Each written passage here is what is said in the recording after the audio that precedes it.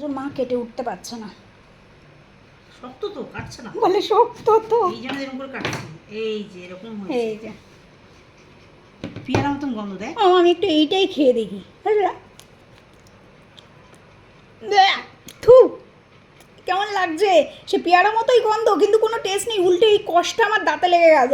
এই যে এরকম, তাও কাটা এগুলো বড় বড় দানা। হ্যাঁ বড় দানা না? হ্যাঁ, কি জিনিস ভগবান কি জানে। ফল আমি জানি না, আমি কোন কুকখানে কাটছেও না। যে আমি গেছিলাম ফল কিনতে, কোনোদিন দেখিও নি এটা।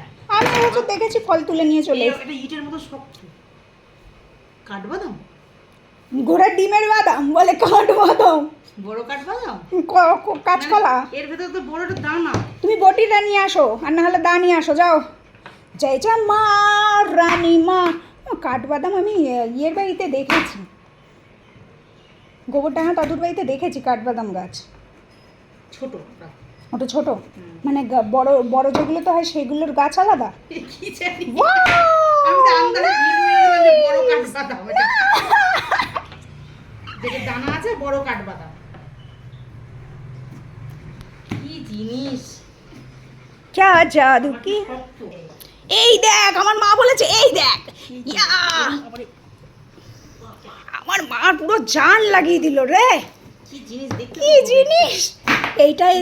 লেবুর মতন দেখ। এটা কি? হ্যাঁ আমার তাল, ছোট তালের শ্বাস না তো মা?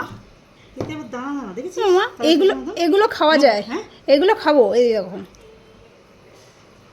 আচ্ছা আমি এই দানাটাও মুখে দিয়ে দেখলাম, ঠিক আছে, দানাটা কোথায় ফেললাম? এই যে এটাও মুখে দিয়ে দেখলাম, কি কোষ্টি, কোন জাতের ফল আমি না বুঝতে পারছি না।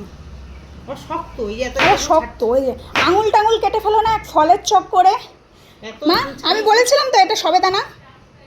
হ্যাঁ আগের দিন আমি বলেছিলাম এটা সবেদানা, তুমি কি বললে এটা সবেদা বলে এইটাকে আবার চালের ড্রামে রাখলে, যাতে কাঁচা সবেদা এনেছে বড় মেয়ে পাকিয়ে নেবো না, এবার সবেদা। এই ফলটাকে দেখিয়ে দিই, কেউ জানলে প্লিজ জানাবেন। এটা কি ফল বুঝতে পারছি না। কিছুক্ষণ আগে মা বলছিল কাঠবাদাম, এখন আবার সে আবার ভিতরে সেই তালের শ্বাসের মতো, এই যে লেবুর কোয়ার মতো, কিন্তু ভিতরটা তালের শ্বাস। কী ফল জানি না, আদৌ এটা খাওয়ার ফল না দেখে শোকেছে রেখে দেওয়ার ফল। তোজবাবু বুঝে গেল, নিরাশ হয়ে গেছে যে এইটা আমি খেতে পারবো না, ব্যাস ও চলে গেল। ও পারবে না, আলটিমেট আমরাও বলতে পারলাম না। আপনারা কেউ জানলে প্লিজ কমেন্টে বলবেন, কারণ জানাটা খুব দরকার।